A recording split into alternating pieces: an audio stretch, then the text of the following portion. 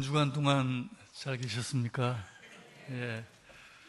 오늘이 총회에서 정한 선교의 날인데요. 그런데 우리 개신교회가 요즘 한국 사회에서 많은 손가락질을 당하고 있고, 이에 실망하여 많은 개신교회 신자들이 이 가톨릭 교회 천주교로 가버린다든지 아니면 또 불교로 가버린다든지 이런 일이 일어나고 있다고 합니다. 그래서 우리 교회가 선교를 하는 동시에 이 사회인들의 존경을 받을 수 있는 교회다운 교회가 되어야 하지 않겠는가 생각하게 됩니다. 그래서 오늘 우리는 참 우리 교회가 본래 무엇인지, 교회가 교회다운 교회로 변할 수 있는 성경의 가르침이 무엇인가를, 또 우리가 무엇을 해야 할 것인가를 함께 생각해보는 시간이 되었으면 하고 이 자리에 서게 되었습니다. 네. 교회란 무엇인가? 여기에 대해서 여러 가지 얘기를 들을 수 있는데요. 우리나라에도 많이 써 있는 이 로마 가톨릭 교회, 천주교회는 매우 독특한 교회관을 가지고 있습니다. 즉, 교회는 맨 위에 교황이 있고, 그 다음에 그 아래에 주교들이 있고, 비숍, 그 다음에 이제 주교들의 대표가 되는 카디날, 추기경이 있고요. 그러니까 교황, 추기경, 주교, 그 아래에 사제, 이 성직자들의 계급 체제, 성직자들의 하이라르키, 이것이 교회라는 이 독특한 교회관을 가지고 있는데, 이 교회관은 동방정교회도 같이 가지고 있습니다. 네. 이 독특한 교회관의 근거는 마태복음 16장에 있다고 가톨릭 교회는 주장하고 있는데요. 마태복음 16장에 보면 예수님께서 베드로에게 묻기를 너희들은 나를 누구라 그러느냐? 그러니까 베드로가 주는 그리스도시요 하나님의 아들이십니다. 이렇게 대답하니까 예수님께서 너 바위 베드로 위에 내가 교회를 세우겠다. 그리고 하늘나라의 열쇠를 너에게 맡기겠다. 이렇게 말씀하셨습니다. 마태복음 16장에 보면요. 이 베드로가, 즉 하늘나라의 열쇠를 가진 이 베드로가 로마 교회의 첫 주교가 되죠. 이 주교를 나중에 이제 파파, 교황이라고 부르게 되는데요. 즉 베드로가 이제 첫 교황이 된 거지요. 그런데 이제 이 베드로의 후계 교황들이 선임한 주교들과, 그리고 주교의 대표들, 추기경들과, 그리고 사제들, 이 성직자 계급이 하늘나라의 열쇠를 가지고 있고, 그리고 이 성직자 계급이 바로 교회이다. 이러한 교회관을 가톨릭 교회와 그리고 동방정교회는 가지고 있습니다. 여기서 교회의 주인은 누구이냐? 성직자 계급이 교회의 주인이 되어버리고 평신도는 손님과 같은 존재가 되어버립니다. 그래서 교황을 뽑을 때에 누가 뽑나요? 주교들의 대표가 되는 추기경들이 교황을 뽑고 평신도는 거기에 전혀 참여하지를 못합니다. 교회의 모든 일들은 이 성직자들의 이 계급 체제의 손에 있게 되고, 그 평신도는 원칙적으로 교회의 일에 관여할 그런 그 권리와 자격을 전혀 갖지 못하는 그런 그 교회관을 가톨릭 교회는 가지고 있는데요. 이것을 요즘에 많이 숨기고 있습니다. 이것을 숨기고 1965년 그 바티칸 공회에서 얘기하기를 교회는 하나님 나라의 백성이다. 네, 이렇게 자기들의 그 전통적인 교회관을 살짝 숨기고 있지만은 결코 이것을 포기하지 않고 있습니다. 교회는 성직자들의 계급 체제이다, 하이라르키이다. 그런데 우리가 매주 이제 고백하는 사도신경에 보면요, 교회는 성도가 서로 교통하는 것이라고 이렇게 말하고 있습니다. 성도가 서로 교통하는 것과 이렇게 우리가 외우지요, 고백하지요. 사도신경에 따르면은 교회란 무엇이냐? 교회는 성도가 서로 교통하는 것. 그 라틴어 원문에 따르면은 communio sanctorum, 영어로 말하면은 community of the holies, 성도들, 거룩한 사람들의 그 커뮤니티, 즉 성도들의 공동체가 교회이다. 이런 또 독특한 교회관을 사도신경은 우리에게 가르쳐 주고 있습니다. 그래서 우리 이 개신교회는 교회란 무엇이냐? 교회는 결코 성직자들의 계급체제가 아니라 성도들의 이 공동체이다, 커뮤니티이다, 교통이다 라는 이러한 교회관을 가지고 있는데요. 종교개혁자 루터는 이것을 가리켜서 얘기하기를 교회란 무엇이냐? 교회는 하나님의 말씀을 듣는 형제 자매들의 공동체, 형제 자매들의 모임, 이것이 교회이다. 이렇게 얘기하였습니다. 그래서 우리 개신교회는 성직자 혼자 교회 모든 일을 처리하지 않고 평신도 대표들과 함께 교회를 운영해 나가는 이런 시스템을, 이런 제도를 가지고 있습니다. 노회나 총회를 할 때에도 성직자들만 모여서 노회나 총회를 하지 않고 평신도 대표들과 함께 모여서 노회와 총회를 하면서 그 회무를 처리하고 또 교회의 총대표가 되는 총회장을 평신도들과 함께 선출하는 이런 시스템을 우리 개신교회는 가지고 있습니다.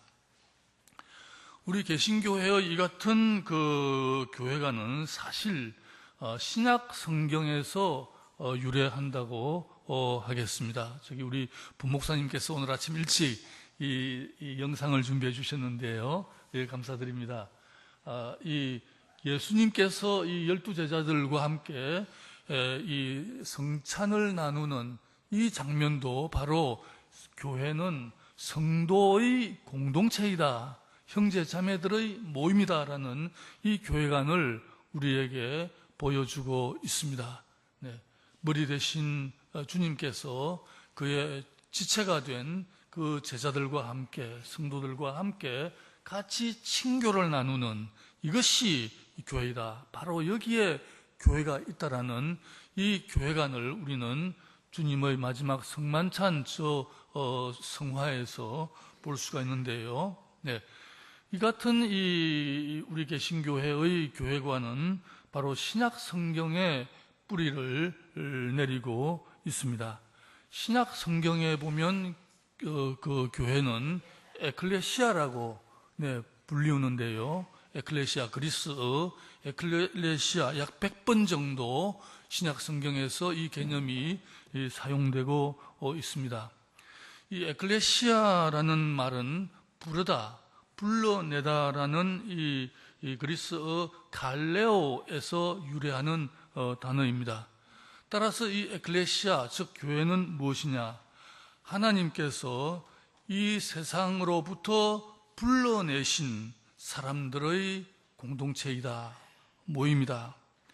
이 세상 안에 살지만은 이 세상에 속하지 않고 하나님에게 속한, 하나님의 다스림을 받는 하나님의 백성의 공동체라는 그런 의미가 이 교회, 에클레시아라고 하는 이 개념 속에 담겨져 있습니다.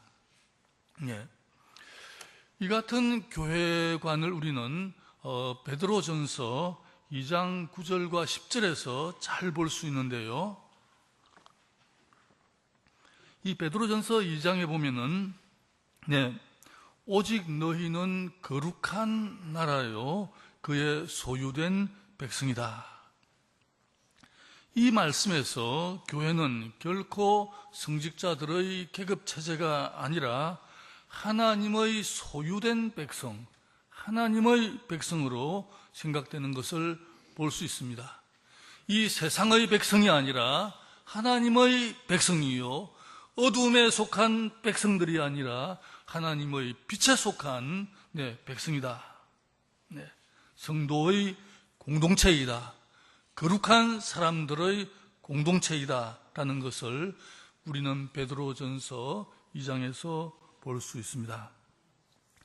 그런데 여기서 우리가 유의할 점은 이 베드로전서 2장 9절은 우리에게 얘기하기를 교회는 거룩한 나라이다 이렇게 부릅니다. 오직 너희는 택하신 족속이요 왕 같은 제사장들이요 거룩한 나라이다. 이 말씀에 따르면은 교회는 거룩한 하나님에게 속한 거룩한 나라이다. 곧 하나님이 다스리시는, 인간의 뜻이 지배하는 것이 아니라 하나님의 뜻이 지배하는 하나님의 나라이다. 땅 위에 있는 하나님 나라의 리얼리티이다. 현실이다. 이것이 교회이다. 하나님의 나라는 무엇인가? 하나님의 나라는 무엇인가? 간단히 말씀드리면 하나님의 나라는 하나님이 다스리는 세계, 하나님의 뜻이 모든 것을 결정하는 그 리얼리티, 그 삶의 현실, 그러므로 하나님의 자비와 정의와 하나님의 진리와 평화가 충만한 세계, 이것이 하나님의 나라인데요. 오늘 우리가 읽은 마가복음 1장 15절 말씀에 따르면은 예수님께서 이제 그의 공적인 활동을 시작하실 때에 하나님의 나라가 가까이 왔다. 임박하게 지금 너희 바로 앞에 왔다. 이렇게 하나님의 나라를 선포하시면서 그의 공적인 활동을 시작하는 것을 마가복음 1장에서 볼 수 있습니다. 그런데 또 예수님께서 말씀하시기를 하나님의 나라가 어디 있느냐? 하나님의 나라는 여기저기에 있는 것이 아니라 바로 너희 가운데에 있다.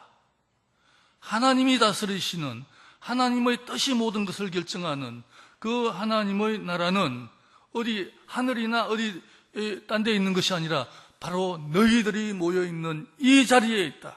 너희가 바로 하나님의 나라이다. 너희들이 모인 이 교회가 바로 하나님의 나라이고, 그러므로 이 교회가 하나님의 나라가 되어야 한다는 것을 예수님께서는 말씀하시고 계십니다.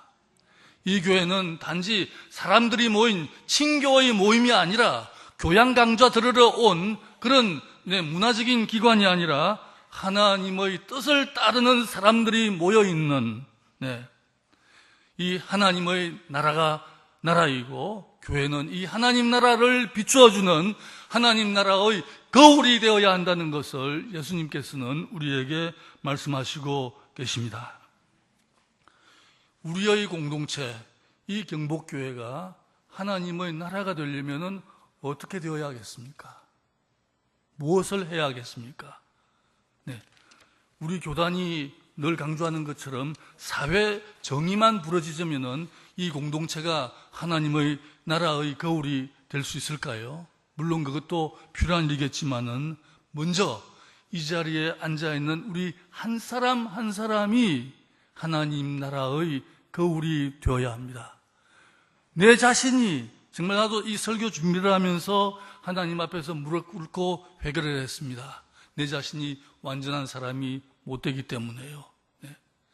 이 자리에 앉아있는 우리 한 사람 한 사람이 이 세상 사람들에게 하나님의 나라를 보여주는 하나님 나라의 거울이 되어야 네, 이 교회가 우리 이웃 사람들에게, 이 옥인동, 이 신교동 이웃 사람들에게 하나님 나라가 여기 있다는 것을 보여주는 하나님 나라의 거울이 될 수 있는 것이죠. 우리는 변하지 아니하고 나는 변하지 아니하고 네, 이 교회가 하나님 나라의 거울이 되기를 바란다는 것은, 성교 공동체가 되기를 바라는 것은, 그것은 헛된 생각이죠. 네. 우리 각 사람이 하나님 나라의 거울이 되기 위해서는 먼저 구약의 율법을, 특히 십계명을 우리는 지켜야 할 것입니다. 십계명이 무엇인지 다 잘 아시죠? 네. 또 우리가 하나님 나라의 거울이 되기 위해서는 예수님께서 말씀하신 산상설교의 말씀을 지켜야 할 것입니다. 그 중에 8가지 축복의 말씀을 우리는 지켜야 할 것입니다.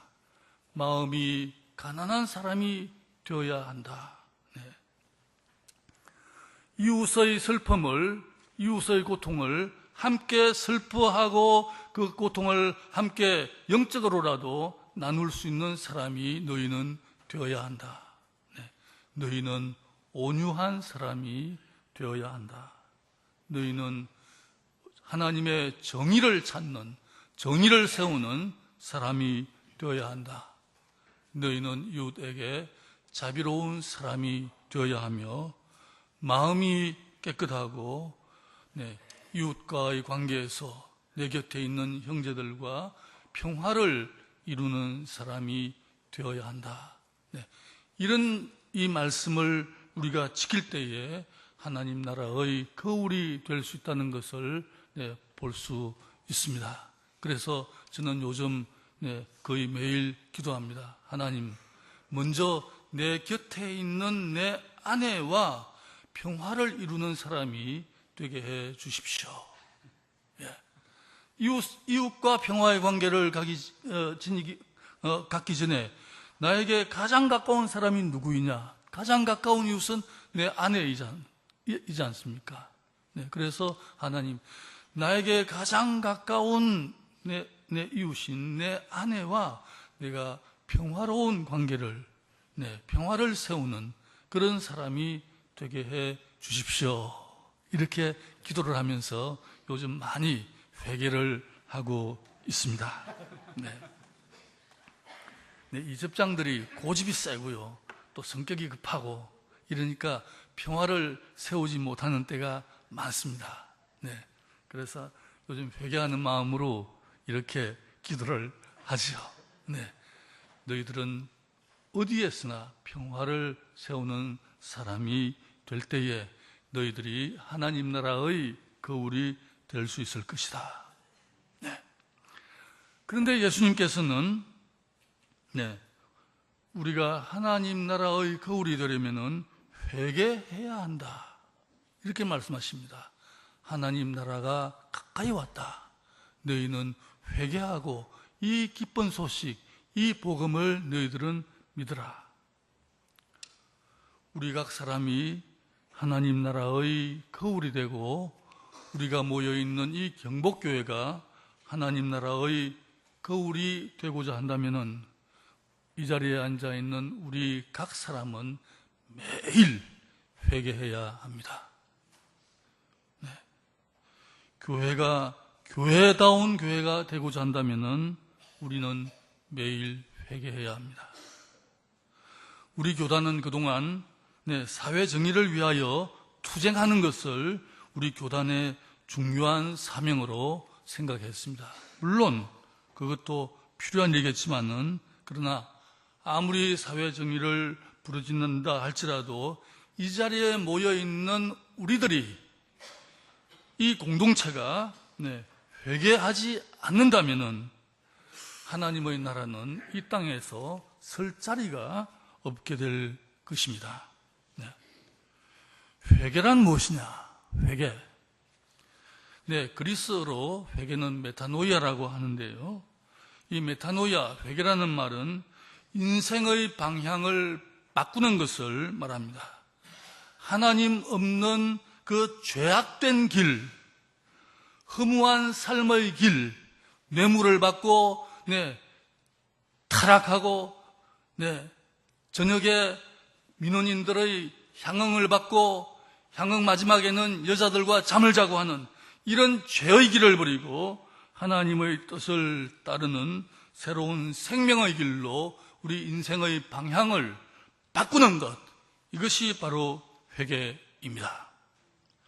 내가 내 삶의 중심이 되지 않고 하나님이 내 삶의 중심이 되시고 하나님의 뜻이 내 삶을 주장하게 되는 것. 하나님의 뜻이 내 마음 안에서 내 삶 속에서 이루어지게 되는 것. 나를 죽이고 그리스도께서 내 안에서 살게 되는 것. 내가 이 교회의 중심이 되지 않고 나를 위해 죽으신 그리스도께서 이 교회의 중심이 되게 하는 것. 이때에 이 교회가 하나님의 나라를 비추어주는 하나님의 나라의 그 거울이 될 수 있을 것입니다. 그런데 사도 바울은 고린도전서 13장에서 이렇게 말씀하십니다. 제일 중요한 것은 사랑이다. 다 잘 아시죠? 산을 옮길 만한 믿음이 있다 할지라도 사랑이 없으면은 그 믿음은 헛된 것이다. 제 제자들이 저를 기억할 때에 제가 가르쳐 준 것은 기억하지 않습니다. 제가 그들에게 점심 한번 사준 것, 데모하다가 쫓겨다닐 때에 10,000원짜리 하나 준 것, 그걸 기억해요. 사랑을 기억하지 내가 가르쳐준 지식을 기억하지 않습니다. 우리 교인들도 마찬가지일 거라고 생각해요. 내가 얘기하는 설교 말씀 다 잊어버릴 거예요. 내가 행하는 그 사랑이 여러분의 마음 속에 오래오래 남아있으리라고 생각됩니다. 사랑이 아무리 믿음이 좋다 할지라도 사랑이 없으면은 그건 엉터리다. 우리 교회가 하나님 나라의 거울이 될 수 있는 길은 우리가 서로 사랑을 행하는 데에 있습니다. 나를 주장하려는 마음을 버리고 내 곁에 있는 형제를 존중하는 마음을 가져야 할 것입니다. 나의 소유를 나의 것이라고 생각하지 않고 하나님께서 나에게 주신 하나님의 은혜라 생각하고 하나님의 선한 일들을 위하여 베풀 수 있는, 나눌 수 있는 그런 사람이 되어야 할 것입니다. 내가 가진 것, 내 것인가요? 내 것이 아닙니다. 부모에게서 공짜로 유산으로 받았든지 아니면은 학생들 등록금에서 받았든지 결국 하나님께서 사람들을 통하여 나에게 주신 것이지 그건 하나님의 것이지 내가 가진 것은 내 것이 아니에요. 이걸 우리는 깨달아야 합니다. 그래서 우리는 필요한 것이 있을 때에 우리의 가진 것을 내어놓는 바로 거기에 사랑이 있는 것이죠. 그러나 나의 것을 내어놓되 그것을 잊어버려야 합니다. 내가 이만큼 했는데 그런 생각을 가진다면은 그것은 벌써 사랑이 아니죠. 나의 것을 내어놓을 때에 하나님께서 나에게 맡겨주신 것을 필요한 곳에 나는 내어놓는다.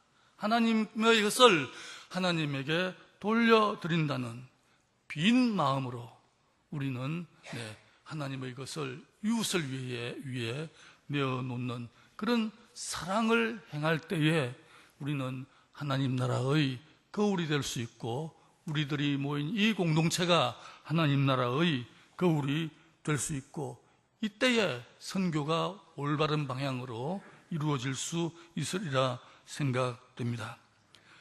언젠가 우리 한명수 담임 목사님께서도 말씀하셨습니다. 우리는 서로에게 그리스도가 되어야 한다. 작은 그리스도가 되어야 한다. 그리고 이 교회가 하나님 나라가 되어야 한다.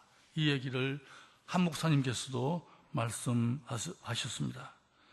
교회가 교회다운 교회, 하나님 나라의 거울이 될 수 있는 길은 나를 죽이고 내 곁에 있는 형제에게 작은 그리스도가 되는 데에 있습니다. 그리스도께서 이 헛된 존재를 위해서 자기의 생명을 희생하셨으므로 그리스도께서 나에게 행하신 것처럼 나도 내 이웃에게 행할 때에 교회는 교회다운 교회, 하나님 나라가 여기에 있다는 것을 보여주는 하나님 나라의 그 거울이 될 수 있을 것입니다. 다 같이 기도하겠습니다.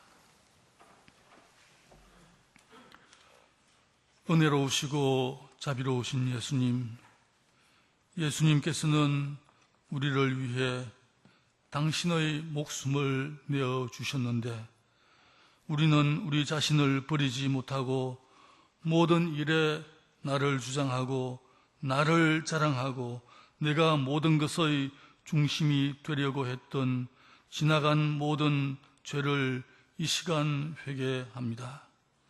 성령으로 이 시간 우리 마음속에 오셔서 주님의 뒤를 따르게 하옵소서.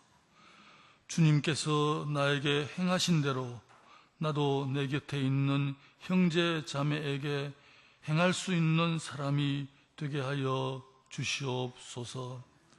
이 땅에 있는 모든 교회가 교회다운 교회, 하나님이 그 안에 계시며 하나님이 다스리는 하나님 나라의 거울이 되도록 인도하여 주옵소서. 이기심과 거짓과 불의와 타락이 가득한 이 나라, 이 민족의 등불이 되고 희망이 되는 하나님 나라의 빛이 되게 하여 주옵소서. 예수님 이름으로 기도하옵나이다.